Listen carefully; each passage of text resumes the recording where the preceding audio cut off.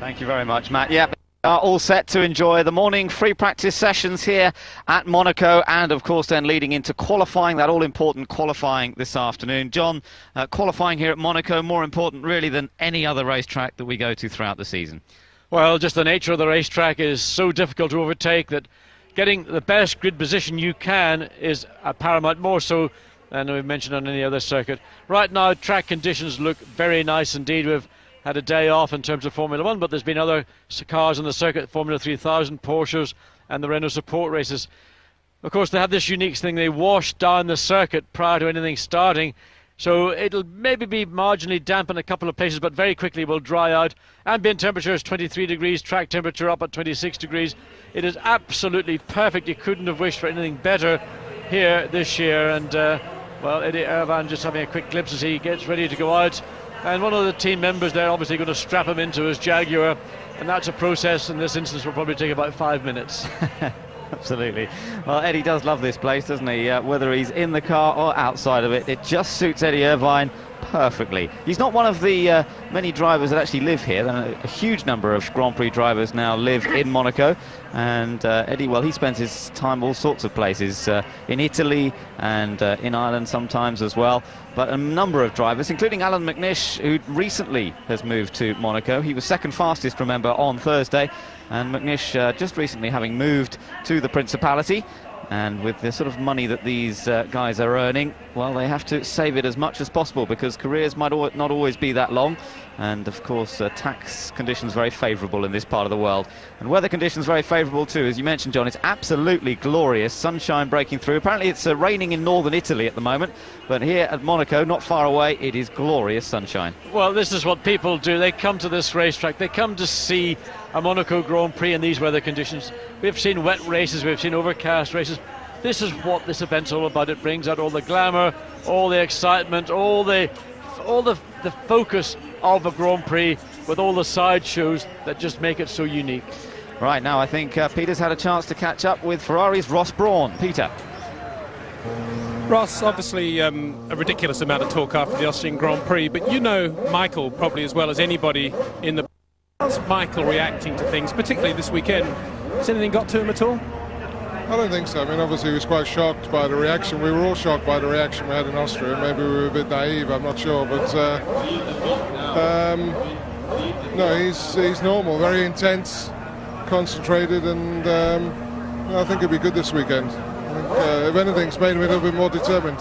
Yeah, I saw him the other day. He was on a little scooter thing in the paddock, and as he rode past, a few of the public there were sort of whistling at him, and he had this sort of lockjawed, steely-eyed look on his face as he just rode past. And as you say, perhaps that might add up to an even more aggressive Michael Schumacher. I think he was probably thinking about the setup of the car more than what the people were saying. So, no, actually, the fans here have been great, and yeah, we tried to explain that the last thing on our minds was to upset our fans, and you know, we'll be taken into consideration in the future. So, you know, we've learned something from Austria, and as I say, the last thing we want to do is upset our supporters, because they've been very loyal over the years, and we know they're going to be very loyal in the future. The Toyotas and the Minardis pretty quick on Thursday. How are things going to go today? Well, it looks like Michelin's a little bit stronger here than there has been in the last couple of races, so yeah, there'll be a bit of a swing in that direction, but I think it'll be fairly normal in a sense. You know, the sort of Premiership will be up there at the front, and the general order will be the same. I think it's quite sensitive to fuel here, so in fact a lot of people like to prepare for qualifying by running low fuel on a Thursday, so it's not all that surprising. Thanks very much, Ross. Good luck. And indeed, the car's just heading out onto the circuit now for the start of 45 minutes of track action. There goes the green light, and away they come from the end of this tight, narrow pit lane onto a very tight and narrow racetrack. 2 miles of it around the streets of Monaco. It is a unique challenge, the only street circuit currently used in Formula 1. And even as street circuits go, John, this is one of the toughest. It is narrow, it's very bumpy, got a lot of elevation change, which you don't get a lot of street tracks as well. No, the elevation change, I think, makes it unique. But the other thing, of course, being a street track, you've got all these unusual cambers, particularly coming through the casino and dropping down into the Mirabeau corners. There you can really see like the hog's back. Well, sorry, not that gentleman in the standing in his balcony, but there you see this is the Mirabeau corner. You don't quite see it, but as you turn into Mirabeau corner, right-hand corner, very clear camber, and very often you'll see a Grand Prix car coming down, under braking, locking the right wheel, carrying the right wheel off the ground all the way through the corner. And then of course they go down into this very tight, what was the low serpent, now it's called the Grand, in virtually, well, it is full lock, little more than a tick over. You've just got to get round it as cleanly and neatly as possible, and then make sure you get a good exit into the portiere corners. And there's the tunnel, of course. That's unique in Grand Prix racing as well, as they flash through there. That's one of the highest speed sections of the track, down through the chicane, and oops, a bit of a slide there for Sato, although he gathers it together. It would be a bit embarrassing to put it into the wall on the first outlap. And the boats on their left-hand side as they come around this section. This is where the fantastic yachts that you see gathered at Monaco will be sitting and bobbing around in the harbour and getting a view of the Formula One cars as they flash past through the swimming pool section, as it's called, of the track. This is, of course, the lowest part of the track, and then they head round through the tight Rascasse corners back up towards the start-finish line. This reasonably quick section of the track here. Yeah, you're coming through the swimming pool section as we just watch Schumacher diving past Alex Schurng, but the fastest part of the track we've just seen, that's on the exit of the tunnel. Looking at the top speeds from last year's race, forget about qualifying, from the race was Ralf Schumacher, just before he got on the brakes, out of the tunnel, 182 miles an hour. Now, if you were to drive a road car through the tunnel, the speed limit, of course, in the town is about 40 kilometers per hour, but to imagine going through that tunnel flat out at 180 miles an hour is awesome. And the slowest race car, well, Olivier Panis done at 170 year in the BAR. In qualifying, expect speeds probably nearer to 185, because of course qualifying engines, super sticky tyres, fresh tyres, that will give them that little bit of extra bite as they come out of the portiere corner, bit of additional traction. I mean, speeds, I think, are just, I mean, it's a spectacle that is unparalleled in any form of motor racing that I've ever seen.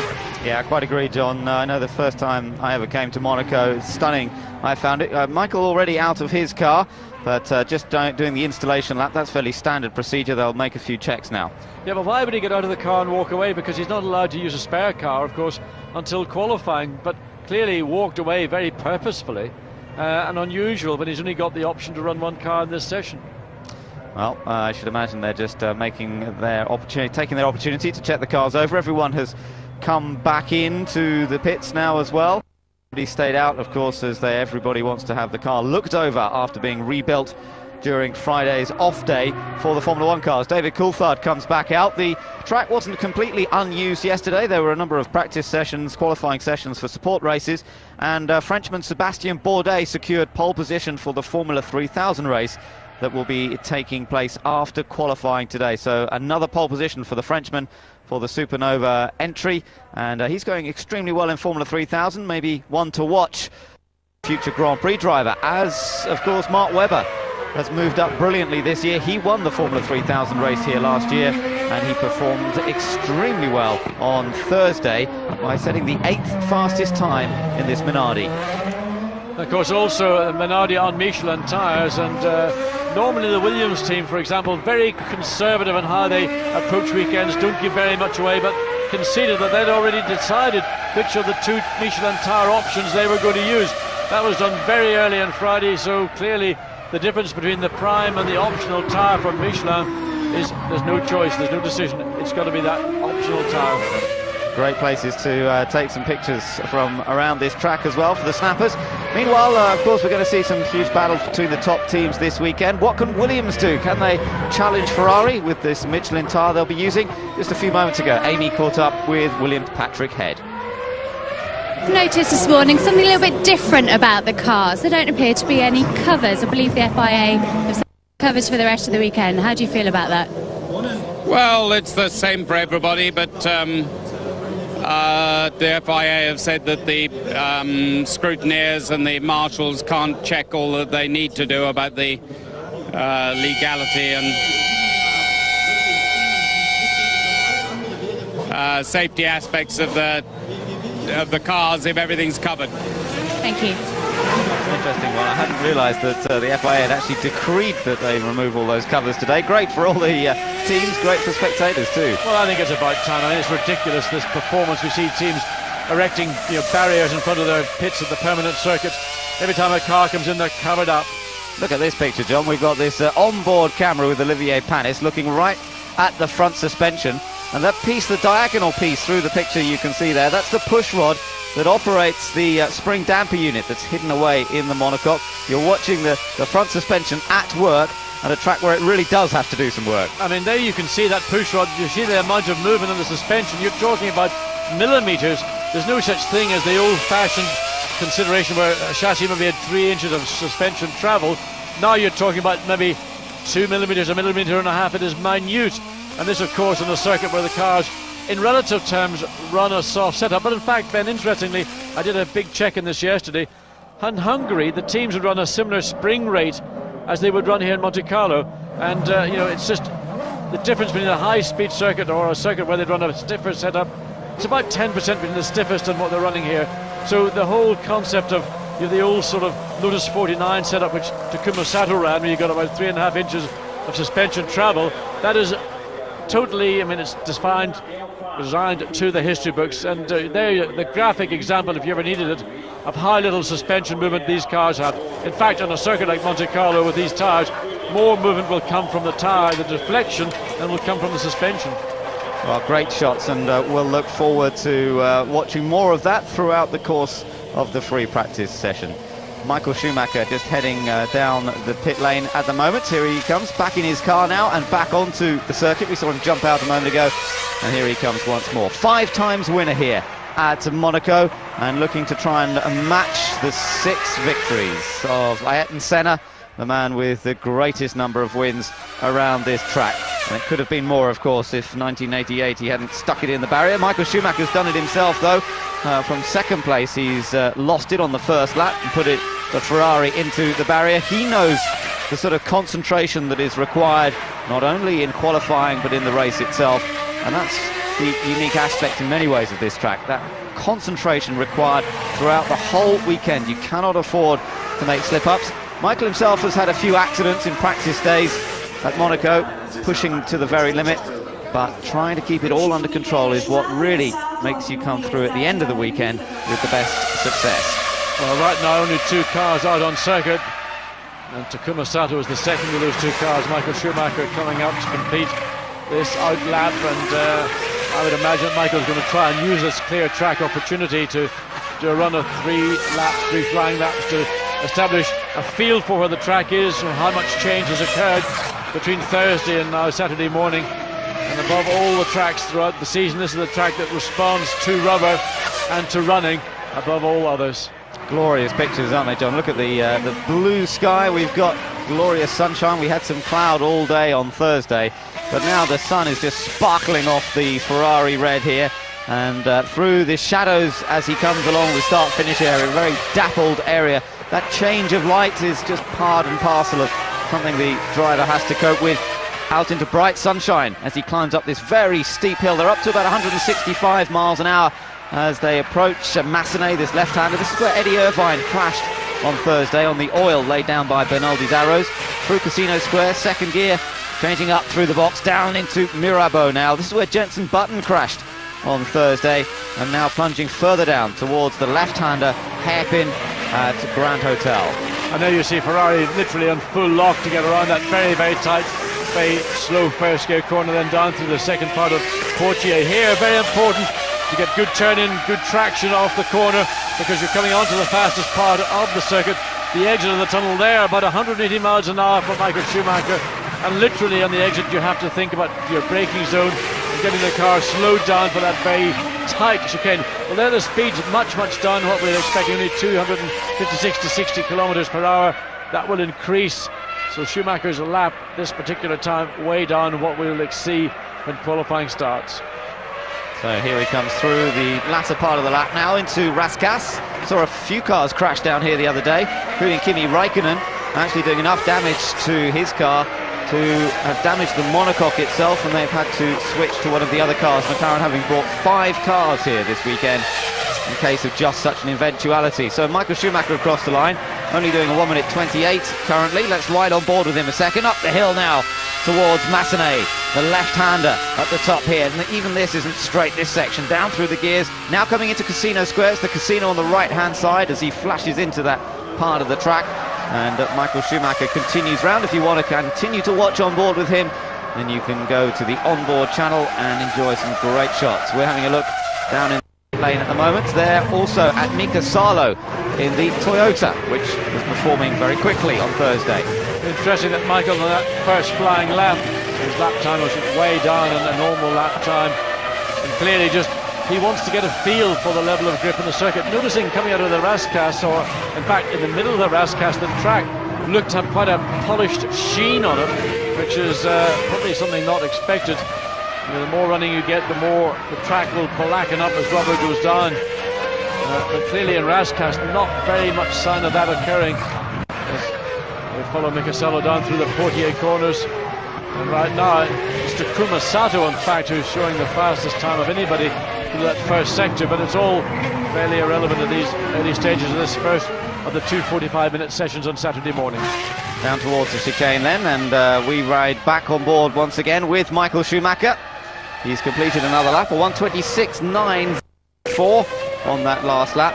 But remember, they were down into the 1-minute 18s on Thursday for the faster cars. Jarno Trulli was quickest on Thursday in the Renault. Alan McNish was second fastest in the Toyota. Coulthard was third. Fisichella was fourth. Salo himself here was fifth fastest, and said he wasn't quite happy with the balance of the car. They've got some extra bits of wing on the car, which you may well have spotted. Up behind the airbox, that's the area behind the driver's head, they've got an extra wing on the top there, and also just in front of the rear wing itself is an extra wing panel. All the teams adding as much downforce to the cars as possible for Monaco, despite the speeds being somewhat less. Average speed around this track about 93 miles an hour, 94 miles an hour average speed around here. A lot of first gear corners to deal with. Yes, and that may not seem terribly fast by the standard of other Grand Prix circuits, but doing it in these very tight confines, I mean, you have to stand down here. Coming into Rascasse, for example, the effective width of the track is little more than a car width, and the level of grip, which we're watching from forward, Rubens Barrichello, still much lower than I maybe anticipated it being. In fact, looking back through the records, just as you were talking, Ben, the lap times at the end of this first session on Saturday morning last year didn't actually match or eclipse those set on Thursday. So maybe we're just seeing the effects of a day off for the Formula One teams. The track still has got a sheen on it. It's not delivering up the level of grip that we'd expect, but also maybe Michael Schumacher running with a reasonable amount of fuel on board just to check out before they start to focus much more on the qualifying setup for this afternoon's session. Well, we had the onboard view with Barrichello just looking from behind the front wing. Channel 6 if you want to watch that onboard picture and ride with him around the Monaco circuit. We're watching Mika Salo once again, who's eclipsed the time of Michael Schumacher, 1.4 seconds. Of course, we don't know how much fuel they've all got on board. They may well be running a reasonable amount at this stage. Well, Rubens Barrichello has been very quick in the first sector. Just lost that picture. Now out behind Kimi Raikkonen, so this time for Barrichello is going to be, let's say, destroyed, because Barrichello running much quicker than Raikkonen. No way past. Raikkonen's not prepared to go offline, let the Brazilian go through. And this is again a major part of this weekend. It's frustration all the way. Raikkonen just refusing to concede position because he knows that he wants to come onto pit straight ahead of the Ferrari and let Barrichello worry about what's happening. This is what happens, the give and take of Monte Carlo. Choosing your place on the circuit is crucial to getting a fast lap. So Barrichello has a pretty good record here himself. I wonder how he's going to get on in the battle in qualifying here today with Michael Schumacher. I'm sure that Schumacher will be out to take pole position this time. It means so much at Monaco. Here's Alan McNish still learning the track, but second fastest on Thursday. He's never raced here before. He did drive the safety car here last weekend at the historic meeting. Not that that gives you a great deal of insight into driving a Formula One car around the track, but at least giving him a little bit of an idea. As I mentioned before, he is now living in Monaco, and it was a great effort as he adapted to it. And talking to you, John, he certainly felt that he was getting into the rhythm of the circuit. Well, he's certainly got the rhythm again on Saturday morning. He's quickest in that first sector, running behind his countryman David Coulthard in the McLaren. Coulthard also starting a run. It's only his third lap. McNish much quicker through that swimming pool complex than David Coulthard. But you'd expect that as McNish has given once again fastest sector time in sector 2.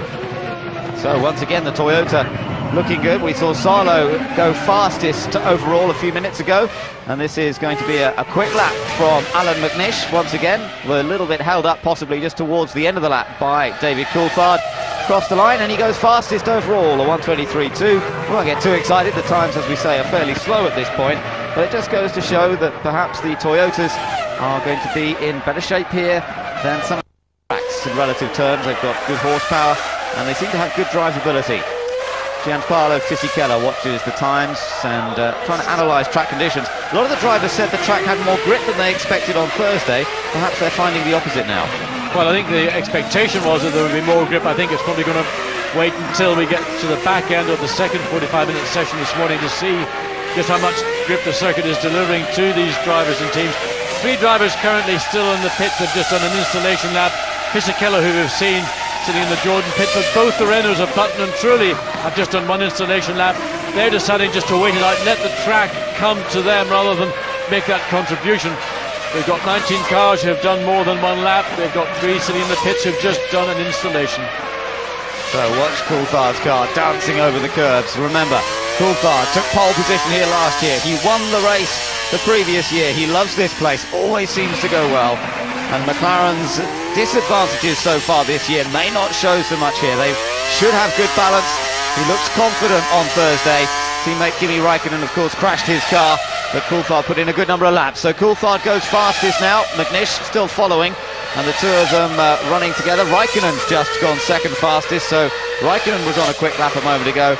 Gradually the times are improving in these ideal conditions. You can see there are thousands of people watching from just about every vantage point you can imagine around this city track. Well, watch Coulthard in that super slow-mo replay, just get an idea. Watch for that deflection. We saw it in Brazil again, that sort of shimmy you could see on the right front wheel of McLaren, just a very slight hint of it. We watched that in Brazil and commented on it, and again seeing a small amount of it from those front Michelin tyres. Interestingly, Raikkonen was quick in those second 2 sectors of the lap that put him second quickest. Now he's quickest in the first sector.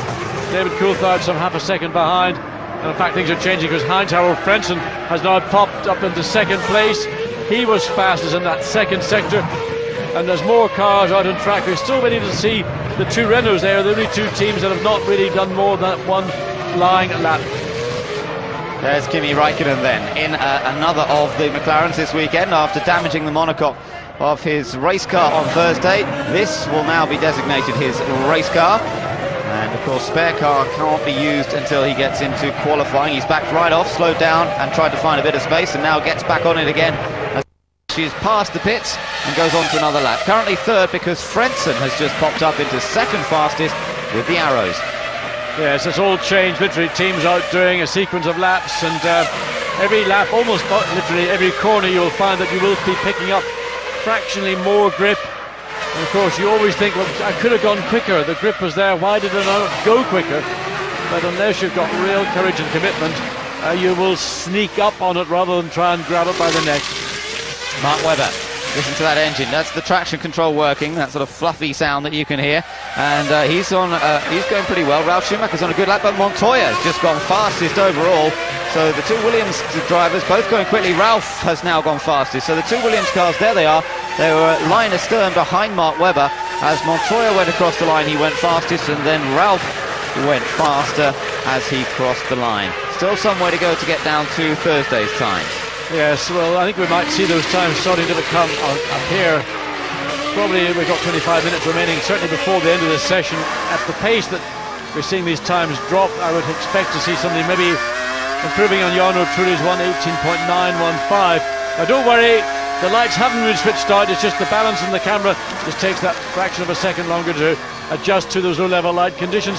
Felipe Massa had a big off here on Thursday as he comes down to that particular corner to back. He turned in fractionally late, ran wide, clobbered the barrier. Middle of the last lap. He seems to be moving a bit in the tunnel, also in the high speed. But yeah, the grading seems to come.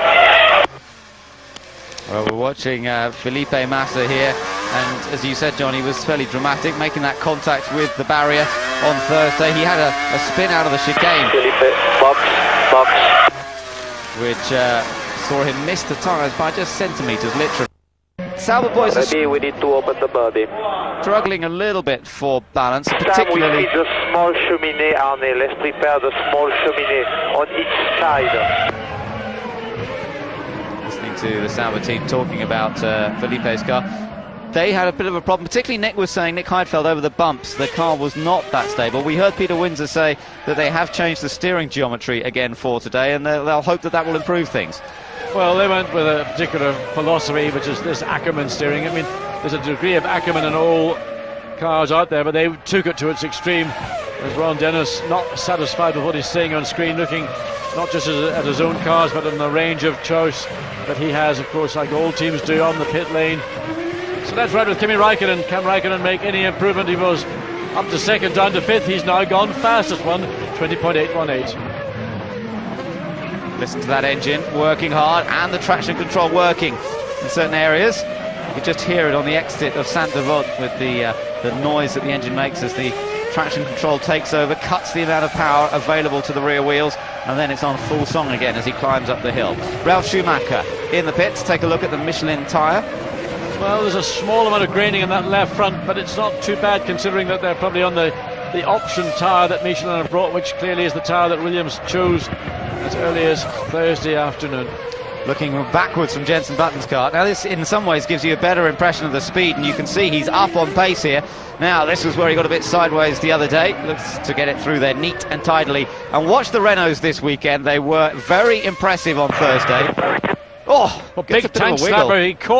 I mean, the traction control helps you, but in that situation, he just seemed to drive through it, and the back end of the car all over the place, and Button on his fourth lap 4, has gone fastest. Yeah, despite the moment, he still ends up fastest. So Jenson Button looks to be in good shape. We know that Renault has good traction. We've seen it a number of times. In fact, this man, David Coulthard, commented on the Renault's traction in Brazil particularly. You remember he got stuck behind it, and he said it was still managing to pull away out of the slow corners extremely well. Well, if it works well, then it should work well here in Monaco. Jenson Button's been enjoying himself, doing some water skiing this weekend, and now he's back on the pace once again. Second fastest because Coulthard has gone a fraction quicker. But Button has gone even faster than Coulthard through that first sector. He's now fastest of all, and maybe water skiing has just given him that little edge. A couple of planks of wood, or maybe in his case one plank of wood, may be a lot easier to navigate around the Mediterranean than a Renault is around the streets of Monte Carlo. Well, he's fastest in the second sector. Going well here, isn't he? It's a good lap coming up from Jenson Button once more, if he can just complete it. And looking confident, composed, relaxed, trying to get the best out of this car. Of course, Fisichella, who was driving for the Benetton Renault team as it was last year. Yes, that is a new fastest lap, 19.6. And there's some smiles down there inside the Renault pit. Jarno Trulli just coming out onto the circuit. But Jenson didn't qualify brilliantly here last year, qualified down in 17th place, but his teammate Fisichella, who, as we have said already today, always goes well here, managed to get the car into 10th, and that was before the Benetton Renault, as it was last year, really came on song towards the end of the year. And Button will be hoping for even better things. His best qualifying performance here was in the first year when he was with Williams. He was 14th on the grid then, and I think we should see much better from him here this afternoon. Well, we're getting a glimpse of the Ferrari rear wing, something we don't get an opportunity to see very much in the pit lane. The new dictate from the FIA to say that all the aerodynamic parts must remain uncovered, and I'm sure that's been a bitter pill for some of the teams. They guard very closely indeed all the detail on these wings, and cameras in the pit lane and the media and those that are being hired by teams and teams. I mean, espionage, well, what's the point? Just let everybody see what you got. They'll have it eventually anyway. That's right, yes. You can't hide it once it's out on track, and the cameramen getting very, very accurate close-up pictures, particularly around this track where the cars are travelling that little bit slower. They can get some real detail. Now, Jarno Trulli and Jenson Button himself here, currently fastest, a little slower on that lap, although the first sector had looked very quick indeed, but held up a little bit towards the end of the sector. Michael Schumacher flashing through the tunnel, just a little bit of dust still being kicked up. Down the hill, don't get an impression so much of how steep that hill is. That shot shows you it a little bit more. It really is quite a drop down into the chicane there. Well, this is Michael getting down to work. He was about a tenth of a second off in that first sector, on the best that we've seen so far. And there you see 33 hundredths of a second away from Jenson Button's fastest time, and Michael has just recorded the fastest second sector time so far this morning, and I'm sure he's picked up grip all the way through. Just turns in that final corner, throws it in, lets the car drift out to the curb, and Michael Schumacher goes second quickest. So yes, crossed the line, just 0.2 of a second down on Jenson Button's time. Kimi Räikkönen is still third. Jarno Trulli goes second fastest here now, so that just puts him ahead of Michael Schumacher. Both Renaults then, top two at the moment, and Mike Gascoigne's confidence seems to be well placed. Whether that can be repeated again in qualifying, we'll have to wait and see, but it could well be that Williams and McLaren are going to have to watch out for these blue and yellow cars, which are flying around the streets of the Principality. One of the reasons I think that Renault's going very well here is because, while they may not have the most powerful engine in Formula 1, they do have an engine that's got a very good torque curve. We've talked about that in previous Grand Prix. And of course, on a circuit like this, where you're running down to the lower end of the range and power torque range, he's backed off, Trulli's coming in. So this is, I think, part of the contribution to why this car is very good, both in terms of its performance off corners, traction control really helps, but also if you've got a very punchy bottom end, ideal for a track like Monte Carlo. Yeah, Jarno Trulli has, as you say, just backed it off a little bit now as he comes through the latter part of the lap. Outside position a lot better. Hairpin at lows, I'm able to get in a lot easier to the corner. I seem to have a lot more front end now, and I wasn't just on the first lap, so I think that's helped by the camber. Yeah, car was completely different than on Thursday. That feels good. Still suffering from understeer, turn 1 and turn 2, especially on the first time lap, but also on the second time lap. That's something we need to work on. I don't know if I need to push a bit hard on the out lap, or we could do something with the pressures. Exit of slow speed, slight oversteer. Yeah, slight oversteer, no real drama. I'm a little bit cautious into Raskas at the moment. The rear's a little bit oversteering.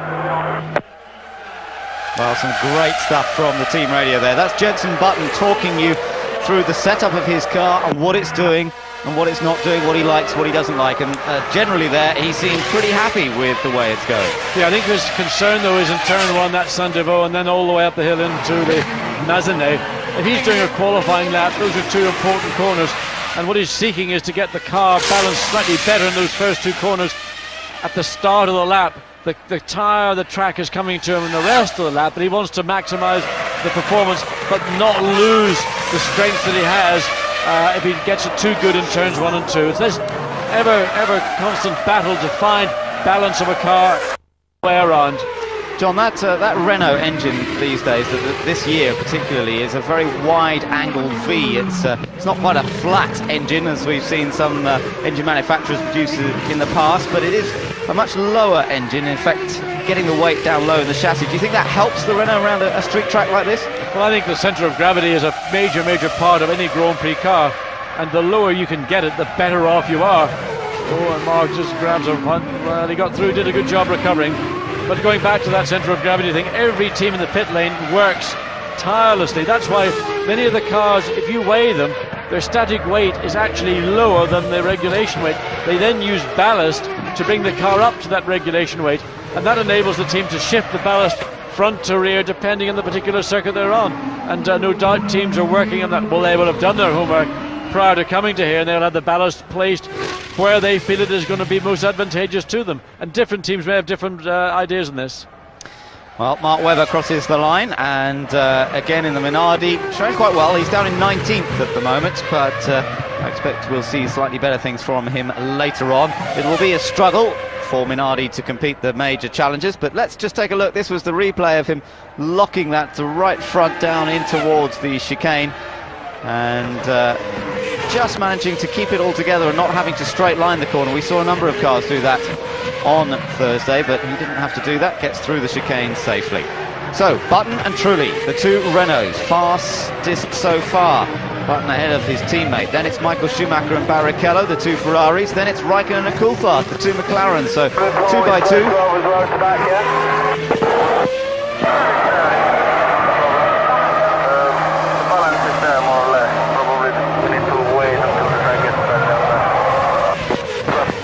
just listening a little bit more to...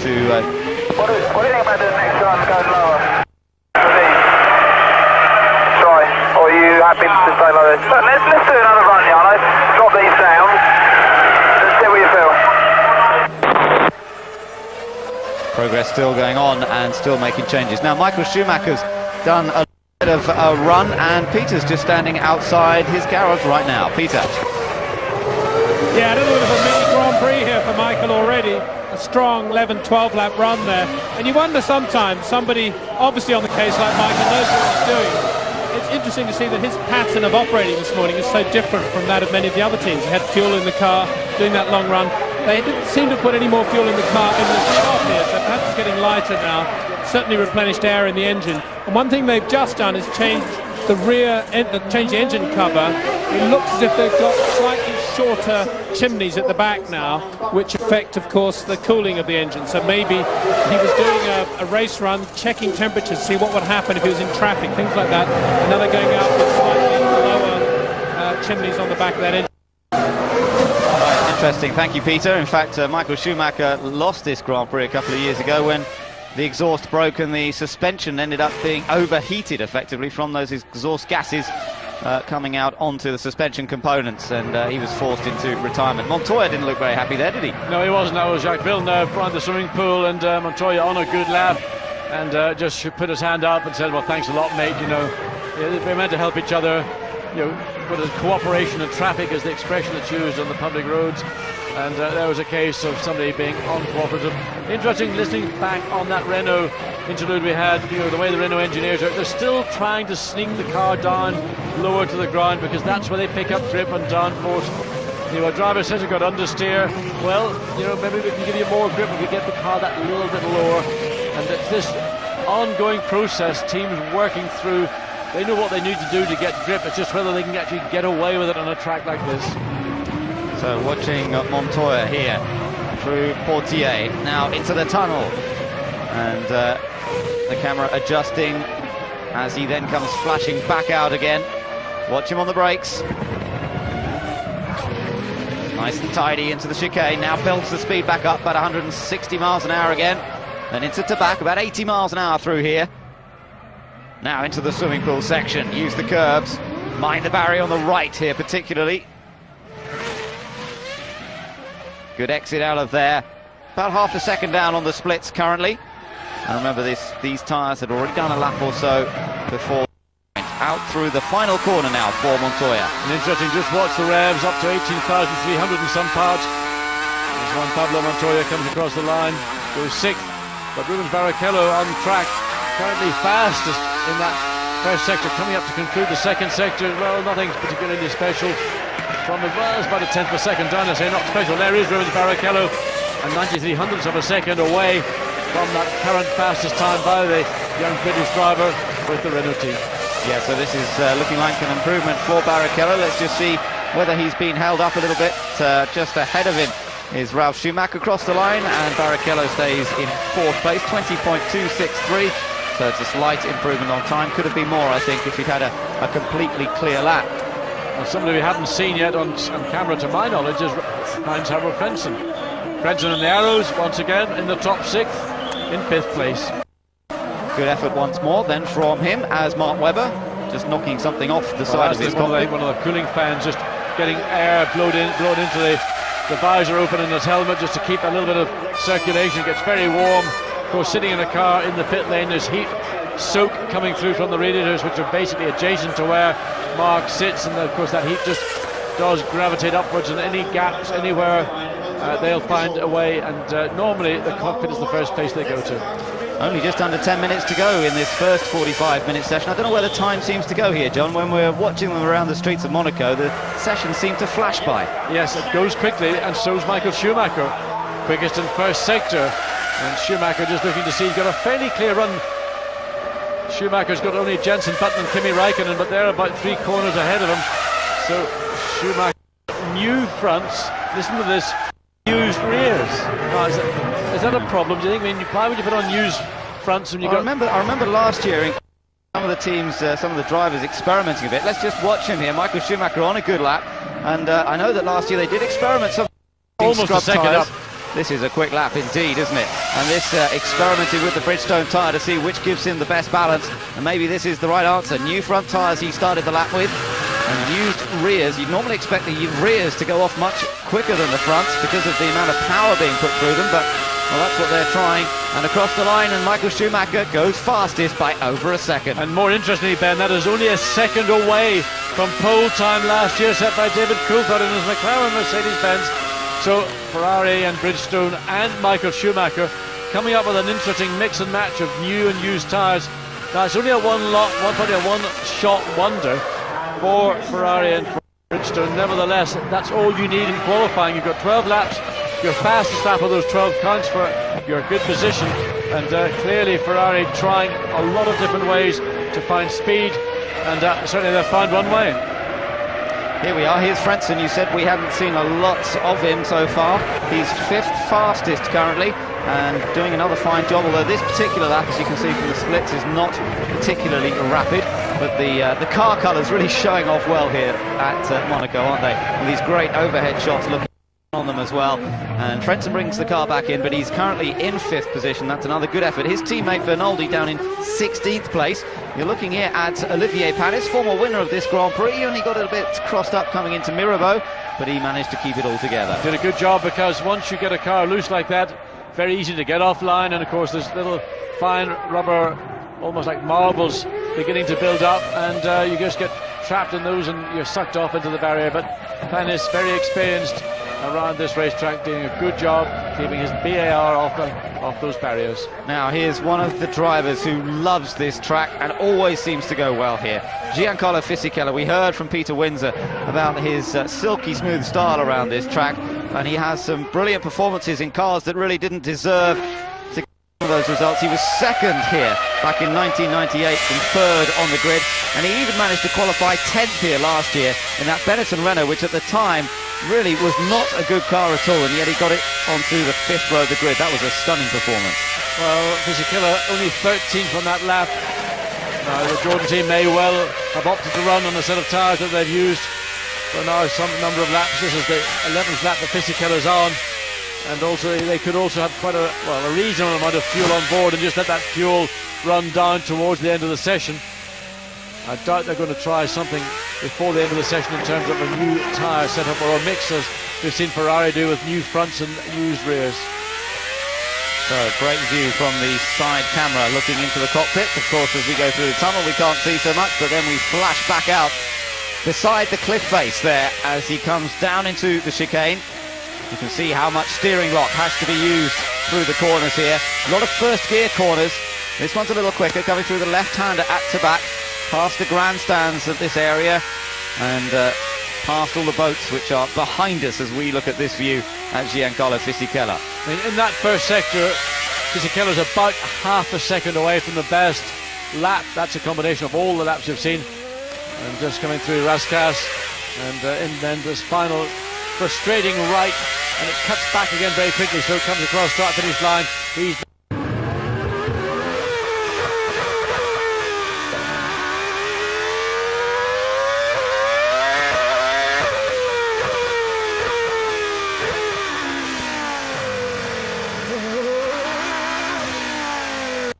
and from our coverage here on Digital Plus, if it's the first time you've enjoyed the coverage, well, I hope you're really making the most of every opportunity. We have some fantastic views for you, and when the sun's shining like it is here in Monaco, we really can see some startling pictures. Kimi Raikkonen on track at the moment in the 2nd McLaren. Currently, Kimi Raikkonen is, let's have a look, he's 4th, so he's done pretty well this morning so far. David Coulthard is down in 8th position.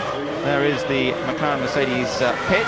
Mercedes boss just keeping an eye on things as this session progresses, and wondering whether this track might be an opportunity for them to show a little better than on some of the previous occasions this year.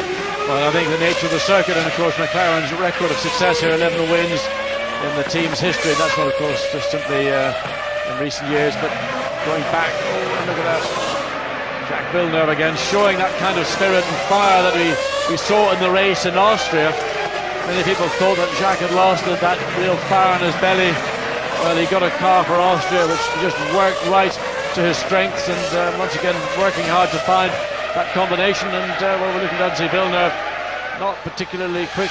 16th, he goes up to 3rd on a 1:21.4. Riding with Jarno Trulli, he's taking things fairly steady at the moment. I don't know whether he's building up to another. Oh, he did a quick first sector and then he slowed down. So perhaps he got held up and now might put his foot down a bit. Yes, here we go, accelerating hard across start-finish line. Past the buildings, the sound ricocheting off these high-rise buildings on the side of the track. And with the engines revving up to some 18,000 revs per minute, it really is a crescendo of sound. You wonder sometimes whether all the glass is going to remain in the windows of all these buildings as the revs continue to rise year on year. I wonder one year it might go too much. You have the brake engineers just pointing their heat, their thermometer into the brakes just to get an idea of what temperatures are like. On the Renault, this is Button's car, but truly back out in circuit.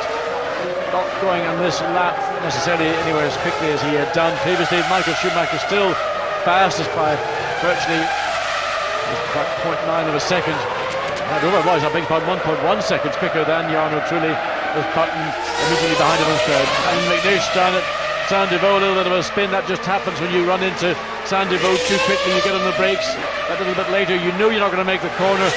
The safety area is very, very small. There's no gravel. There's nothing to stop you. You just got to hope. I mean, there's an ideal place for some of the super sticky tarmac, should they ever consider, just to help the braking in that runoff, one of the very few runoff zones around this 2-mile circuit. Track temperature beginning to climb up, and I think we're going to see temperatures climbing all the way into qualifying. Last year the track temperature came up to some 40 degrees Celsius. Qualifying session itself that saw David Coulthard take pole and went 17.4. New tires is good, but with old tires it's impossible to do. I nearly crashed in the wall because it ain't going on. So the tire is still great, it's massive understeer. So let's put fuel in, but I think there's no time anymore. Felipe Massa, and you get that sort of South American passion you can hear in his voice, John. Very different. Peter Sauber was talking about in a press conference the difference between Felipe and Kimi, and he's saying, well, they're so different in character, and you can sort of hear it there in Felipe's voice. Well, this is happening. Kimi, of course, is so laid back. Ben, I think you used the word passion. I would use the word panic. I think Felipe is really beginning to feel that Sauber not making the progress we normally associate with them. Currently in 16th place, Heidfeld down in 18th. And he's saying, I nearly had it on the wall. Well, there's a lot of walls around here, Felipe. Anyone in particular, or is it all of them you're talking about?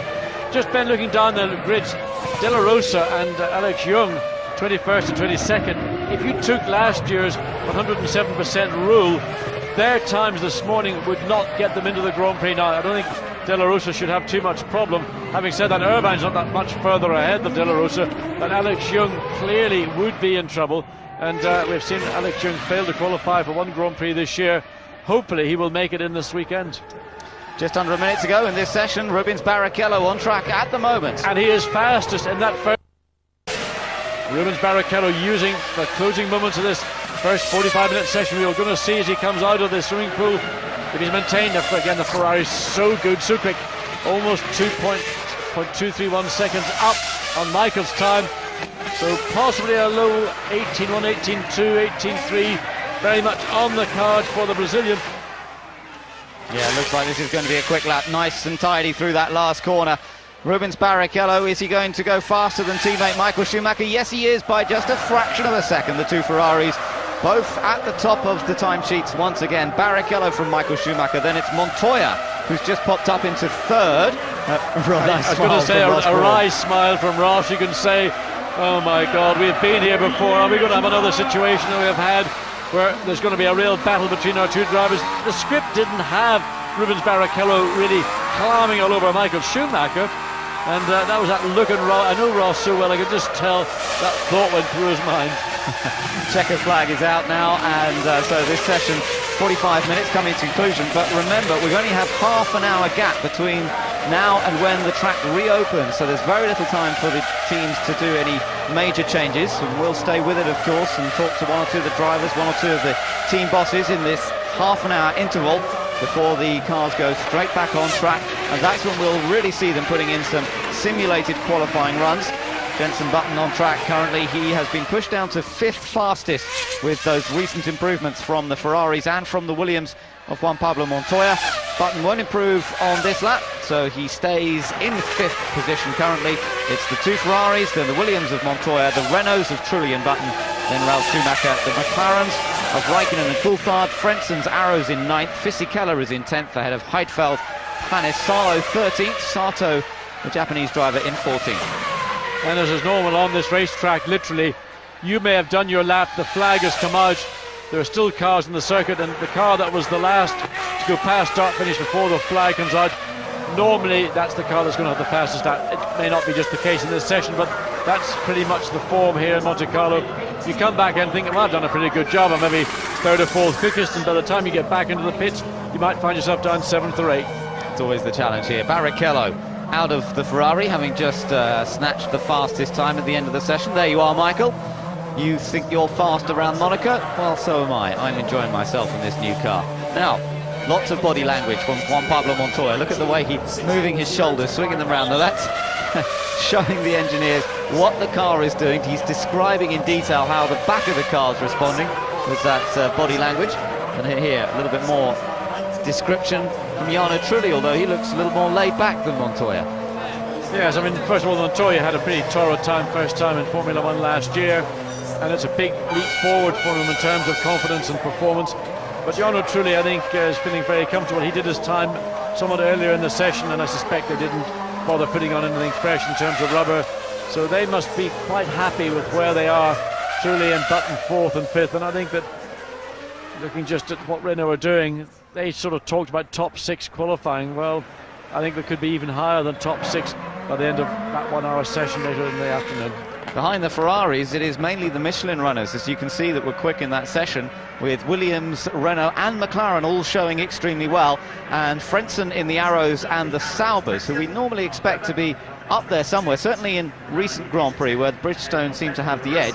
We've always seen the Arrows and the Saubers well inside the top 10 in these sort of sessions, not happening quite so much, so it does indicate that Michelin have perhaps matched Bridgestone, even got a slightly better tyre possibly, but will it be enough for people to beat Ferrari? Well, that's somewhat in question. Looking further down the list, as you said earlier, Irvine and De La Rosa are a long way down, and I thought the Jaguar might go a little bit better than that.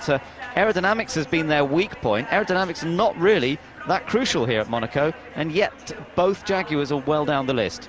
I think the big problem for Jaguar is that the development of this car has basically been frozen, and they're working towards the updates for Silverstone. Well, let's take a look back now over the highlights of this first 45-minute session Saturday morning at Monaco.